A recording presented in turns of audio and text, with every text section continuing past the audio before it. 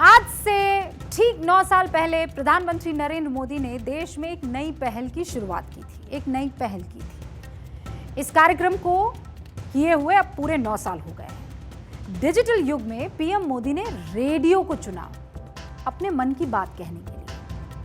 तब बहुत से लोग और विपक्ष इस पर सवाल भी उठा रहे थे कि आज टीवी को छोड़ के रेडियो पर मन की बात कौन सुनता है और कौन सुनेगा।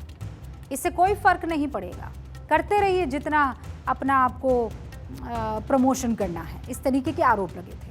लेकिन जो सर्वे आए हैं वो इन सब की आंखें खोलने वाले हैं। वो दिखाते हैं कि मन की बात में जो मुद्दे उठाए गए, उन्होंने न सिर्फ देश की एक अलग तस्वीर सामने रखी, बल्कि सरकार और लोगों दोनों को इसका बहुत फायदा हुआ। क्योंकि उस मन की बात में पॉलिटिक्स नहीं होती है, उस मन की बात में सामाजिक मुद्दों पर चर्चा होती है। और आपको ये लग सकता है कि आकर पीएम एक भाषण देते हैं, एक कॉन्वर्सेशन स्ट्राइक करने की कोशिश करते हैं और फिर चले जाते हैं। लेकिन रिसर्च दूसरी तरफ इशारा करती है। पीएम का देश की आम जनता से अलग अलग टॉपिक और इनोवेशन पर बात करना समाज को एक नए लेवल पर ले गया है। उस पर एक इम्पैक्ट पड़ा है। एसबीआई और आईआईएम बेंगलुरु ने एक रिसर्च की इसी सवाल के साथ। और रिसर्च में क्या सामने आया आपको पता है? ये सामने आया कि जब भी पीएम मोदी ने मन की बात में किसी मुद्दे या टॉपिक को उठाया, वो गूगल सर्च में टॉप पर आ गया। गूगल सर्च इंजन पर साफ इसका असर दिखा। हर कोई उस मुद्दे, उस टॉपिक, उस शख्सियत के बारे में जानने के लिए उतावला दिखा। सर्च का रिजल्ट आप ऐसे समझ सकते हैं कि जैसे ही पीएम ने जिक्र किया, गूगल सर्च इंजन पर ट्रैफिक अनएक्सपेक्टेड रूप से बढ़ गया।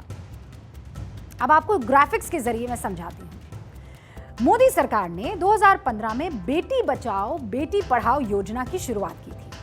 लेकिन जब मन की बात में पीएम मोदी ने बेटियों की बात कही, तो गूगल सर्च में इस टॉपिक पर सर्च का ट्रैफिक अचानक बढ़ा और 2 साल तक लगातार ये गूगल सर्च में लोकप्रिय टॉपिक रहा।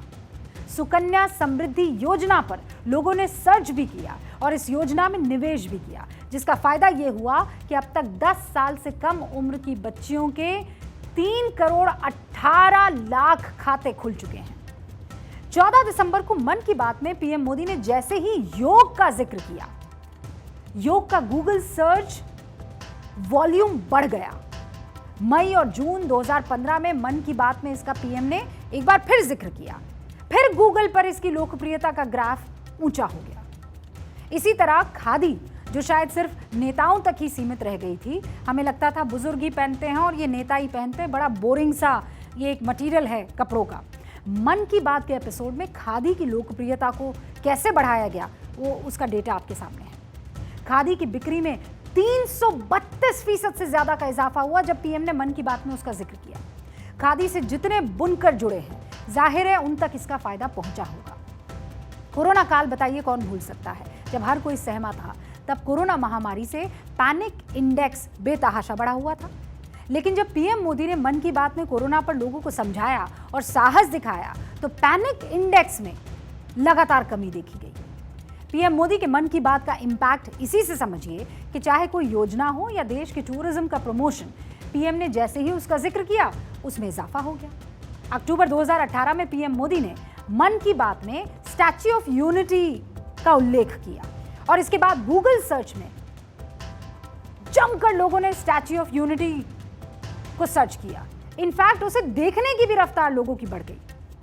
जैसे ही पीएम मोदी ने मन की बात में स्वामी विवेकानंद का जिक्र किया, तो सर्च वॉल्यूम में 25% की बढ़ोतरी देखने को मिली। केंद्र सरकार ने मुद्रा लोन योजना शुरू की थी, लेकिन मन के बाद में पीएम ने 15 नवंबर को जब इस योजना का उल्लेख किया, तो गूगल सर्च में ये योजना भी बहुत आगे की तरफ बढ़ गई। सर्च में मतलब योजना तो थी, लेकिन प्रसार मन की बात से मिला। भारत का स्वदेशी अनाज, जिसका अब सारी दुनिया में डंका बज रहा है। मोटा अनाज हमने आज से पहले कब सुना था? मोटे अनाज की लोकप्रियता भी मन की बात में जिक्र आने के बाद काफी हद तक बढ़ गई।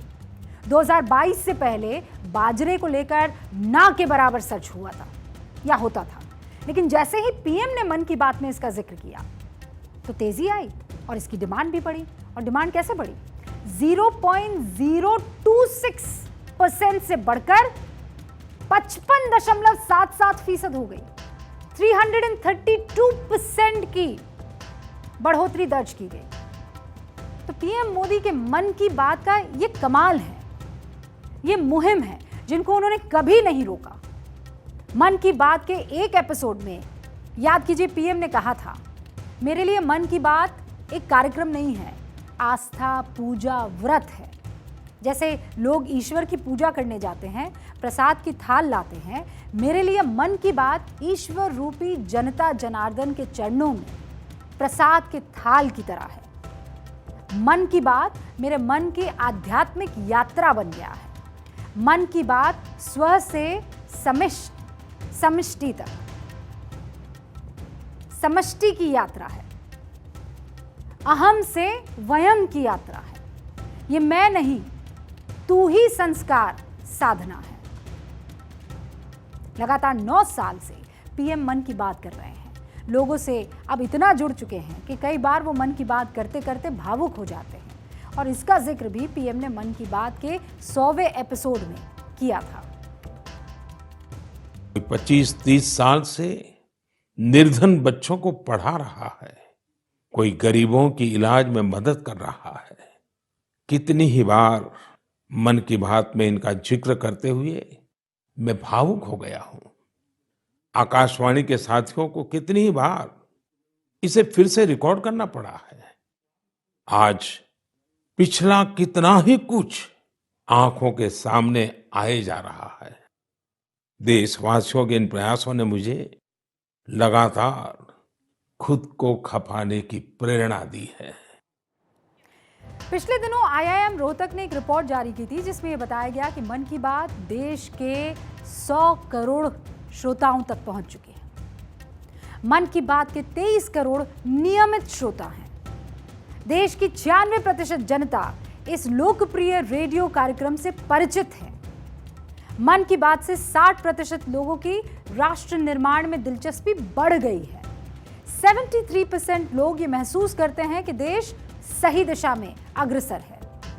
पीएम के मन की बात की लोकप्रियता के कारण इसे 22 भारतीय भाषाओं और 29 बोलियों के अलावा मन की बात फ्रेंच, मैंड्रिन, इंडोनेशियाई, तिब्बती, बर्मीज, बलूची, अरबी, पश्तो, फारसी, दारी और स्वाहिली सहित 11 विदेशी भाषाओं में प्रसारित की जाती है।